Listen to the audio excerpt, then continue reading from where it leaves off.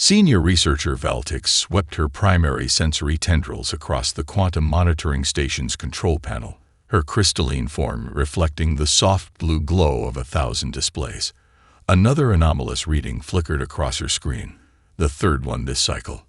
She might have dismissed it as an equipment malfunction if the Galactic Science Institute didn't possess the most sophisticated sensors in known space.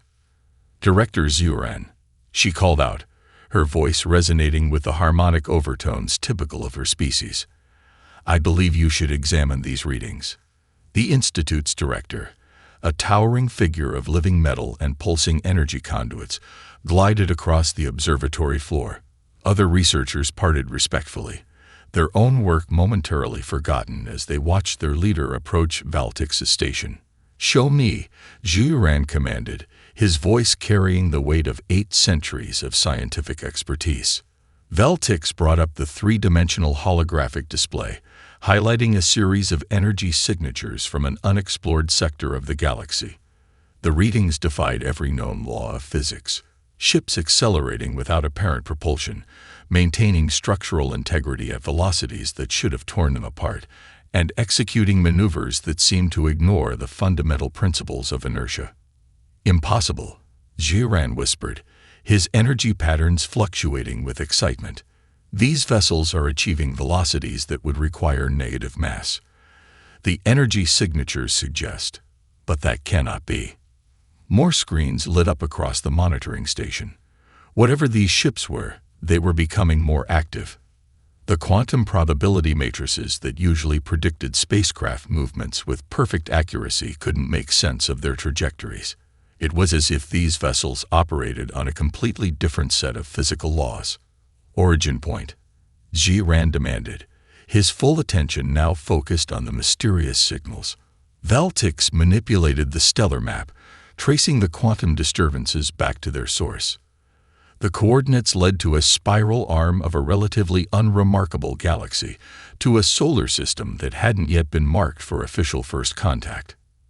"Sector 7249, Director. Third planet of a G-type star. Preliminary scans indicate a developing civilization, but they shouldn't have capabilities like this. They haven't even established colonies beyond their lunar satellite." The director's energy patterns pulsed rapidly, the equivalent of a raised eyebrow among his kind.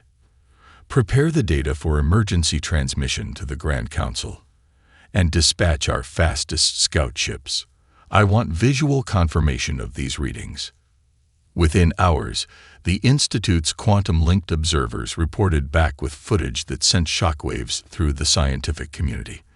The ships were crewed by galactic standards, blocky, inelegant vessels that appeared to have been assembled from primitive materials. Yet they moved with impossible grace, dancing through space in ways that made the observers' navigation computers crash repeatedly. More fascinating still were the transmissions they intercepted. The beings operating these reality-defying ships spoke casually about their maneuvers, as if they were performing the most natural actions in the universe. Their conversations were filled with laughter, jokes, and discussions about something called lunch breaks.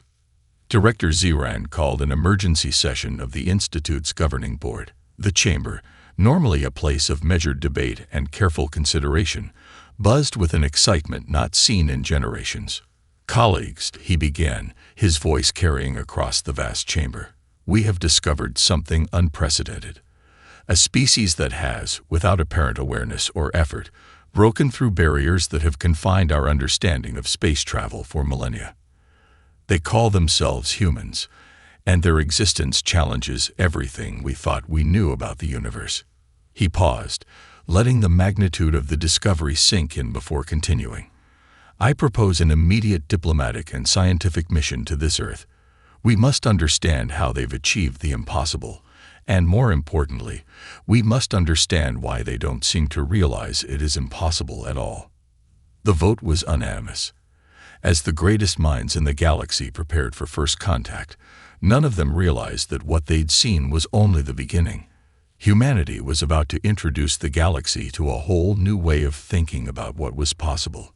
And somewhere on Earth, a young pilot named Sarah Chen was preparing for her first solo flight, completely unaware that her routine training exercise would soon make her a legend across the stars. Dr. Zixtal adjusted his quantum stabilization field as he stepped onto Earth's International Space Station.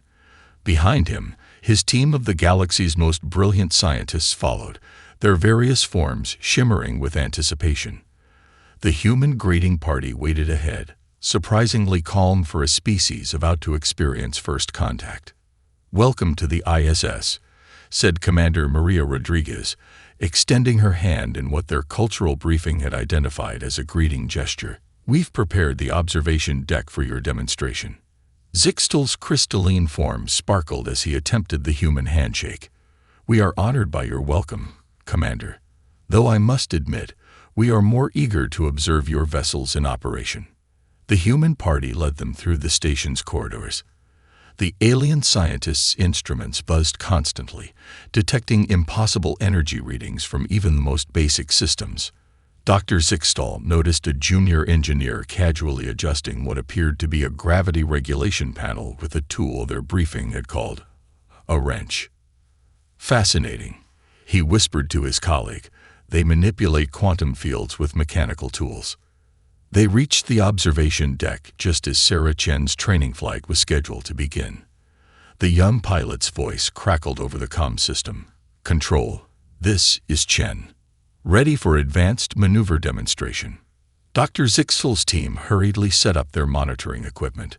Their most advanced sensors were calibrated to record every aspect of what should be impossible.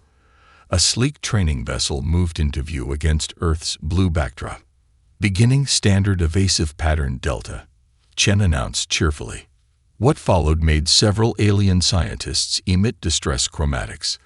The human ship moved in ways that defied physical laws, executing turns that ignored inertia, accelerating without proper mass-energy conversion, and maintaining structural integrity through maneuvers that should have torn it apart. "How?" Dr. Zixtal's translation matrix struggled to convey his astonishment. "How are you counteracting the quantum shear forces?" Commander Rodriguez looked puzzled. "The what forces?" "The quantum discontinuities created by your drive system. Your ship should be creating tears in spacetime with those movements." "Oh, you mean the shimmy?" Rodriguez shrugged. "Sarah's just using the lateral stabilizers. Basic flight school stuff." On screen, Chen's ship continued its dance through space. One of the alien scientists, a being of pure energy contained within a crystalline matrix, began rapidly changing colors. But the power requirements alone. Dr. Zixtal gestured at his readings. "You're achieving acceleration that should require the energy output of a small star." "Actually," a human engineer piped up from the back, "we had to reduce power consumption last month. The coffee maker in the crew lounge was tripping the circuit breakers." The alien delegation stared at him in unified incomprehension. Sarah's voice came over the comm again. "Control, requesting permission to demonstrate the new rapid response turnaround." "Granted, Chen. Show our guests what you can do." What followed would be discussed in physics symposiums across the galaxy for decades to come. The human ship performed a maneuver that, according to every known law of physics, should have converted both pilot and vessel into their component atoms. Instead, Sarah completed the turn with a casual maneuver completed. "Control. Ready for the next sequence." Dr. Zixtal's instruments sparked and shut down. His backup systems, attempting to make sense of the readings, displayed strings of mathematical impossibilities. The human engineers, noticing his distress, offered him something they called coffee and a seat. "Would you like to see the engine specs?" Commander Rodriguez asked kindly. "Our engineering team would love your input on some modifications we're considering." "Modifications?" Dr. Zixtal's translator struggled with his tone of disbelief. "You intend to make these ships more impossible?" "Well, yeah," Sarah chimed in over the comm. "I've got some ideas about improving the response time on the lateral drives. Want to help?" As his team of galaxy-renowned scientists huddled over their failed instruments, Dr. Zixtal realized that this mission would be very different from what they had expected. They had come to study humans, but it seemed they might end up being the students instead. Looking at the eager faces of the human crew, he made a decision that would change the course of galactic science forever. "Yes," he said, accepting the coffee. "Show me everything." Sarah Chen stood in the ISS engineering bay, watching Dr. Zixtel's crystalline form pulse with increasing frequency as he examined her ship's engine. The alien scientist had spent 3 Earth days analyzing every component, and his agitation seemed to grow with each discovery. "This power coupling," he said, his translator struggling to convey his mix of horror and amazement. "You've created a quantum tunneling effect by accident." Chief Engineer James Martinez wiped his hands on a shop rag and peered at the component in question. "Oh, that? Yeah, we found out that connecting the plasma manifold directly to the drive core worked better than using the standard buffering system. Saves on maintenance, too." "Saves on?" Dr. Zixtel's color shifted to a deep indigo of disbelief. "You've accidentally created a stable quantum bridge. Races have spent millennia trying to achieve this, and you did it because it was more convenient." Sarah shrugged, sipping her energy drink. "If it works, it works. Actually, I had an idea about the maneuvering thrusters. What if we reversed the polarity of the—" "Please," one of Dr. Zixtel's junior researchers interrupted, their energy form flickering with distress. "No more ideas right now. We're still processing the last one." Commander Rodriguez entered the bay, carrying tablets displaying the latest test flight data. The alien scientists had insisted on running comprehensive scans of every human ship in operation, trying to understand how they achieved their impossible performance. "The results are in from the cargo ship tests," she announced. "Dr. Zixtel, your team might want to sit down for this." The alien scientists gathered around the displays, their various forms clustering together like a living light show. As they processed the data, their collective glow dimmed noticeably.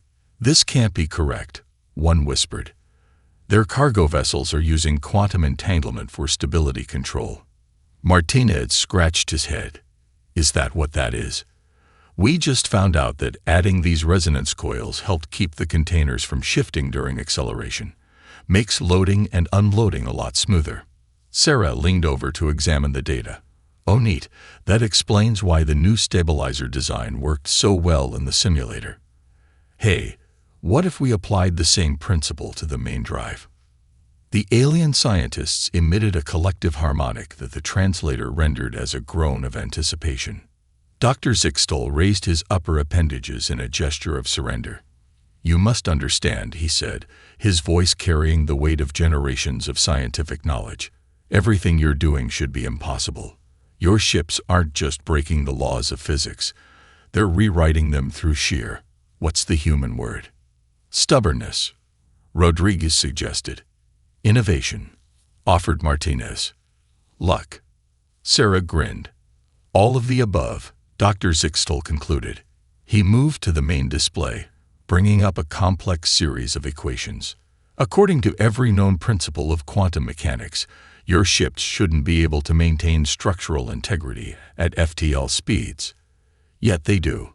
Your solution to quantum tunneling paradoxes was to simply ignore that they were paradoxes in the first place." Sarah walked over to the equation display, energy drink in hand. "These are pretty interesting formulas. But look here. If you adjust this variable and factor in the resonance effect we discovered last week." The young pilot began sketching modifications to the equations, her casual additions making the alien scientist's instruments arc with protest. Dr. Zixtel watched in fascination as she essentially rewrote several fundamental laws of physics on her break. "Remarkable," he said quietly to Commander Rodriguez. "She has no idea she's revolutionizing our understanding of the universe, does she?" Rodriguez smiled. "That's just Sarah. Wait until you see what the rest of our engineering team is working on. We're having a brainstorming session this afternoon. You're welcome to join." Dr. Zixtel looked at his team, then back at the humans casually redefining reality. "We wouldn't miss it for anything in the galaxy." The Stellar Collective's observation fleet dropped out of FTL travel at the edge of Earth's solar system. 12 of the most advanced ships ever built by alien civilizations prepared their sensors to document human spaceflight capabilities. Admiral Angstera, her bioluminescent form glowing with anticipation, stood on the bridge of the flagship. "All ships, maintain position and begin passage scans," she ordered. "Remember, we're here to observe and learn." Before her crews could acknowledge the order, their sensors detected an approaching vessel. The ship's energy signature was unlike anything they'd ever encountered, a mix of familiar patterns and completely impossible readings. Unknown vessel, this is Sarah Chen piloting Earth experimental craft Starcatcher. Welcome to Sol system. Hope you don't mind if I demonstrate our latest drive modifications. Admiral Angstera recognized the name from Dr. Zixfel's reports. Pilot Chen, we would be honored. Our sensors are ready to record. What followed made the Admiral question every principle of physics she'd learned in her 3 centuries of space exploration. The human ship moved like a dancer through space, its engines producing energy patterns that shouldn't exist. More incredibly, the pilot's vital signs showed she was completely relaxed, as if defying universal constants was as natural as breathing. That was the standard test pattern. Sarah's voice came through, bright with enthusiasm. "Want to see what this ship can really do?" Before the Admiral could respond, Martinez's voice cut in. "Sarah, remember to keep it under Mach 30 this time.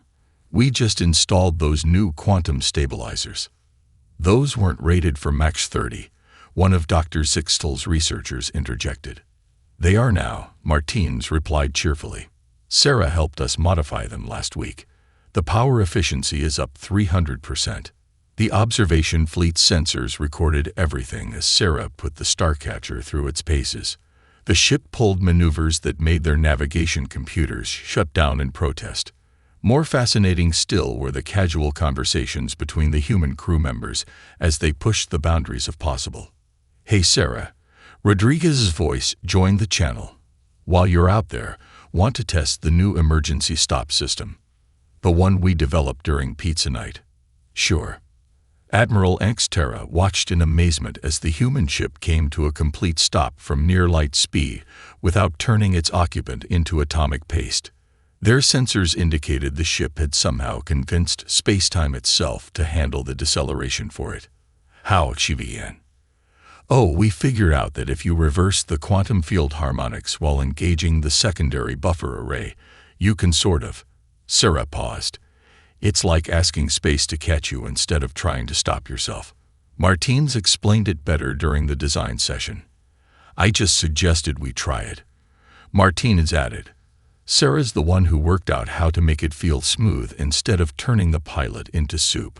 The Admiral's bridge crew began compiling the data, their appendages moving frantically across control surfaces as they tried to make sense of the readings.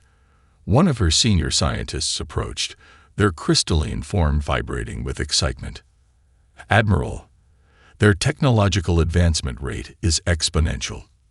They're not just using their ships, they're actively improving them during routine flights. Each test gives them new ideas, which they implement immediately." Angstera watched as the Starcatcher performed another impossible maneuver. "How are they achieving this level of innovation?" "From what we can observe," the scientist replied, "they call it tinkering. They just try things. If it works, they keep it. If it doesn't, they try something else. They're rewriting the laws of physics through trial and error." "And enthusiasm," added another researcher. "Don't forget the enthusiasm." As if to prove their point, Sarah's voice came through again.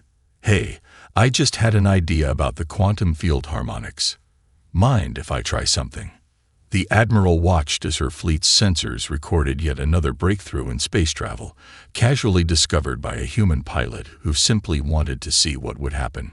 She made a decision that would change the course of galactic exploration. "Pilot Chen," she called, "how would you feel about teaching some of our pilots your techniques?" Sarah's response was immediate and enthusiastic. "Awesome. I got some great ideas for joint training exercises. Just wait until you see what happens when we combine your quantum drives with our stabilizer technology." The Admiral's crew braced themselves for another revolution in physics, courtesy of humanity's endless curiosity and boundless imagination. Sarah Chen stared at the holographic display in the ISS engineering lab, her third energy drink of the day forgotten in her hand. The simulation she'd been running for the past 6 hours showed something extraordinary, something that made even her question the limits of possibility. "Martinez," she called out, excitement making her voice crack. "Remember that weird thing that happened during last week's quantum field test?" Chief Engineer Martinez looked up from where he and Dr. Zixtal were examining the latest modifications to the Starcatcher's engine core. "You mean when the space-time metrics went sideways and turned Admiral Angstera's sensors into modern art?" "Exactly." Sarah's fingers danced across the holographic controls. "I've been playing with the numbers, and look what happens if we deliberately recreate that effect while engaging the new shield harmonics." The simulation played out in the center of the lab.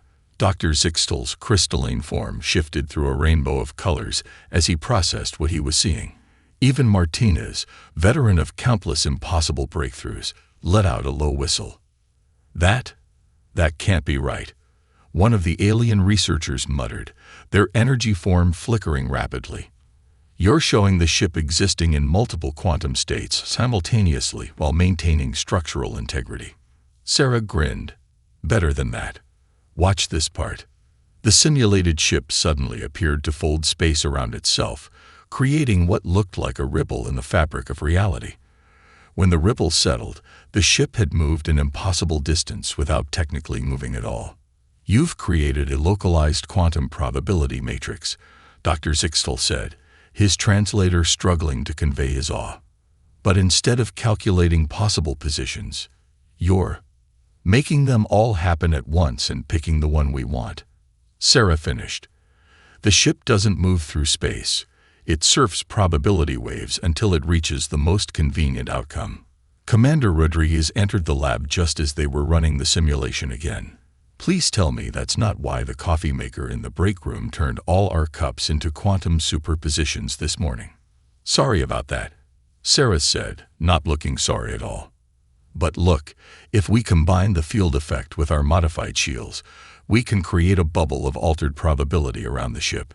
Essentially, we're not breaking the laws of physics anymore. We're convincing physics to take a different route to the same destination." Martinez finished, already pulling up the Starcatcher's shield schematics. "Sarah, this is brilliant. Insane, but brilliant." Dr. Zixtal moved closer to the display, his form pulsing with intense calculations. "The power requirements would be—" "Already solved that," Sarah interrupted, pulling up another diagram. "Remember how we accidentally created that energy loop in the quantum core last month? If we do that on purpose and synchronize it with the shield harmonics." The alien scientist's color shifted to pure white, the equivalent of a jaw dropping. "You're using quantum uncertainty as an energy source. You're powering the impossible with more impossible. Is that not how you're supposed to do it?" Sarah asked, genuinely curious. Admiral Angstera, who had been silently observing from the doorway, finally spoke. "In all my centuries of space exploration, I've never seen anything like this. With this technology, we could reach parts of the galaxy we thought were forever beyond our grasp." Sarah's eyes lit up. "Oh, that reminds me. I had some ideas about long-distance exploration. What if we applied this same principle to the sensor arrays? Instead of scanning space normally, we could." The lab erupted into a flurry of activity as humans and aliens worked together to expand on Sarah's discovery. Martinez and Dr. Zixtal began modifying the Starcatcher systems, while Rodriguez coordinated with the Stellar Collective to arrange testing protocols. As Sarah watched her idea transform from simulation to reality, she couldn't help but smile. In a universe of infinite possibilities, humanity had found a way to make the impossible not just possible, but probable. The next phase of space exploration was about to begin, and it would be stranger and more wonderful than anyone had imagined. The Grand Hall of the Galactic Science Institute had never seen such an unusual gathering. Holographic displays filled the space with swirling equations and ship schematics, while representatives from 100 worlds watched Sarah Chen demonstrate her latest simulation. So basically, she explained, standing confidently before the assembly, we're not just surfing probability waves anymore. We're creating our own quantum surf spots. She gestured to a diagram showing the Starcatcher's modified drive system. The real breakthrough came when Martinez figured out how to stabilize the field harmonics. Chief Engineer Martinez, standing nearby with Dr. Zixtel, smiled modestly. All I did was suggest we try synchronizing the quantum fluctuations with the shield resonance. Sarah's the one who turned it into a whole new form of space travel. The assembled scientists watched in amazement as the simulation showed a ship sliding through space-time like a stone skipping across a cosmic pond. Each skip covered distances that traditional FTL drives would take years to traverse. An elder scientist from the crystalline Concordat raised a glowing appendage. But the energy requirements for such movements, already solved, Commander Rodriguez interrupted, stepping forward. Show them the coffee maker incident, Sarah. Sarah grinned and pulled up another simulation. Right, so this was actually an accident. We were trying to make better coffee in the break room, and we accidentally created a perpetual energy loop in the quantum probability matrix. Turns out if you sync it just right. The simulation showed energy flowing in impossible patterns, creating a self-sustaining system that drew power from the quantum uncertainty itself. Several alien scientists emitted distress frequencies at the site. You're harvesting energy from quantum probability, one asked, their form flickering with disbelief. More like borrowing it, Martinez explained. We return it to the quantum foam when we're done. It's like recycling uncertainty. Dr. Zixtel stepped forward, his crystalline form gleaming under the hall's lights. What the humans have discovered isn't just a new form of propulsion. They've found a way to work with the fundamental fabric of reality rather than trying to force it to comply with our expectations. Admiral Engstara, representing the Stellar Collective, added her voice to the discussion. We've already begun integrating these principles into our training programs. The results have been extraordinary. Ships that once took months to reach distant systems now arrive in days. Sarah pulled up yet another display, this one showing the modified designs being implemented across the Stellar Collective's fleet. The best part is, this is just the beginning. We've been working on combining different quantum states to create stable probability corridors. Imagine highways through space where the fastest route isn't just possible, it's the only option physics allows. The hall erupted in discussion as scientists from across the galaxy began proposing modifications and improvements to the human designs. Sarah moved among them, answering questions and sharing ideas with the same enthusiasm she brought to her test flights. You've started quite a revolution, Rodriguez said quietly to Dr. Zixtel as they watched the exchange. The alien scientist's color shifted to a warm gold of contentment. We started it together. Human intuition combined with our theoretical framework has opened doors we never knew existed. The Chen Zixtel principles will change everything. Sarah overheard this and turned. Wait, you're naming them after us. But I just figured out how to make ships surf probability waves. You're the one who explained why it works. Exactly, Dr. Zixtel replied. We had the knowledge, but you showed us how to use it. Sometimes the greatest discoveries come not from knowing why something should be impossible, but from trying it anyway. As the summit continued, new ideas sparked and flew like quantum particles in a probability storm. Humans and aliens worked side by side, each bringing their unique perspective to the challenges of space travel. The universe, it seemed, had been waiting for someone to question its limits. And in the center of it all, Sarah Chen was already planning her next impossible flight. The Quantum Flight Academy's main hangar buzzed with activity as students from across the galaxy prepared for their final examination. Sarah Chen, now chief flight instructor, watched from the observation deck as beings of every known species worked together, adjusting probability drives and fine-tuning quantum shields. Remember, she called out over the comm system, Your ships don't just move through space. They dance with it. Feel the quantum harmonics and let probability guide you. Dr. Zixtel stood beside her, his crystalline form reflecting the holographic displays that tracked each student's progress.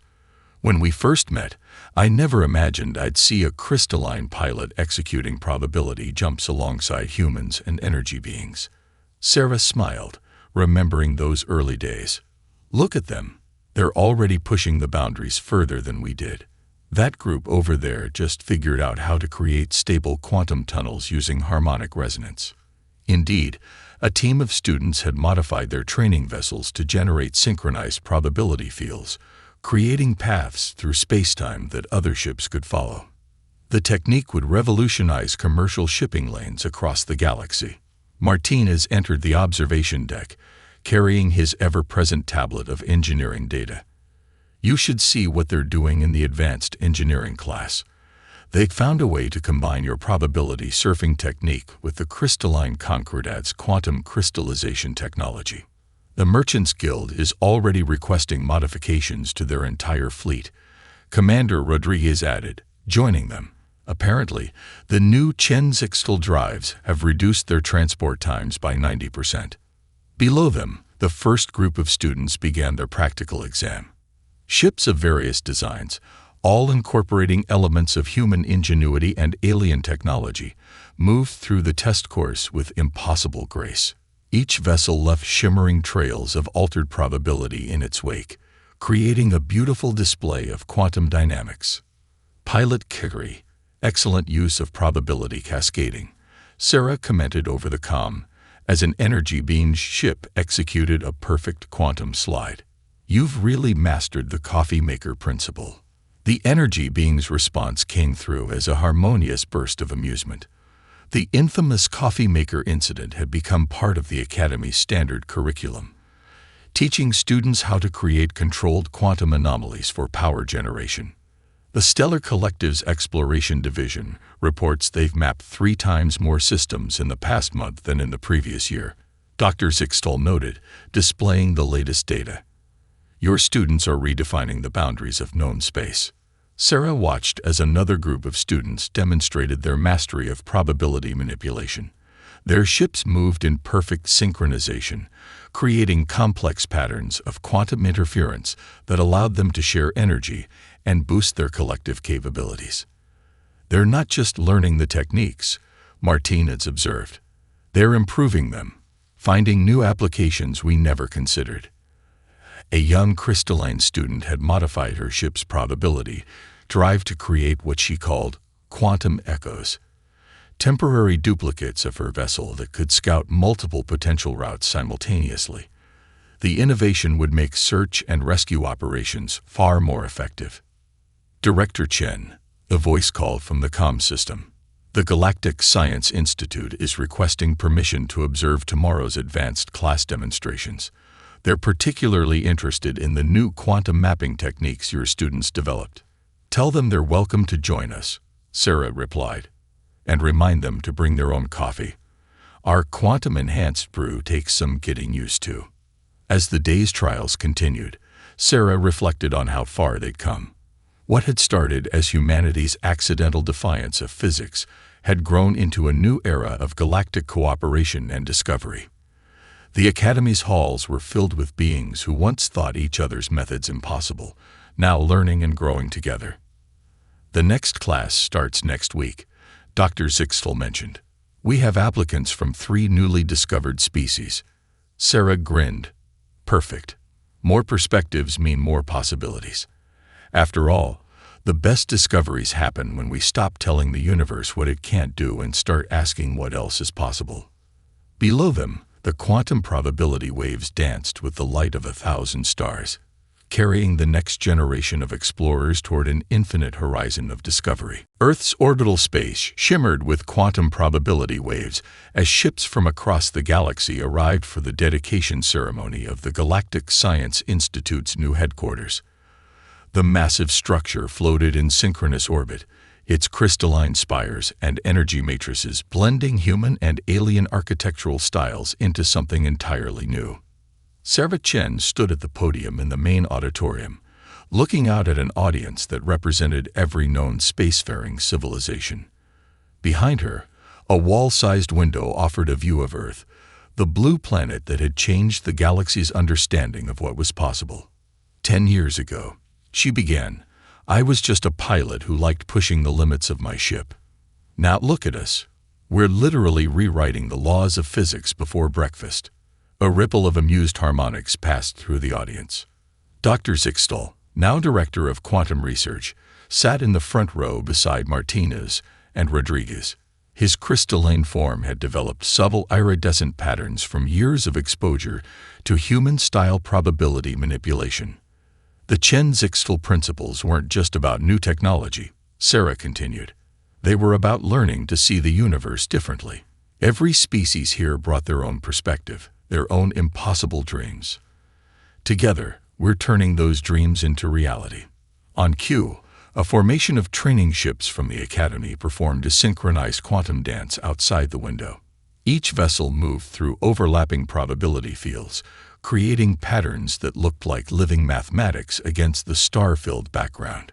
Yesterday, our deep space exploration teams reported discovering 3 new habitable worlds using the quantum mapping techniques developed by last year's graduating class. Trade ships using probability corridors have connected the farthest reaches of known space. Emergency response vessels can reach any crisis point in the galaxy within hours.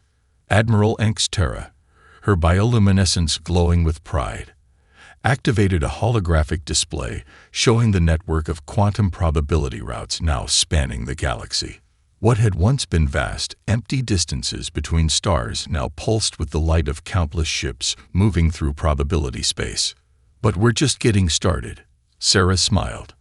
Our latest research team, combining human intuition with crystalline computation and energy being quantum manipulation, has theories about accessing parallel probability streams.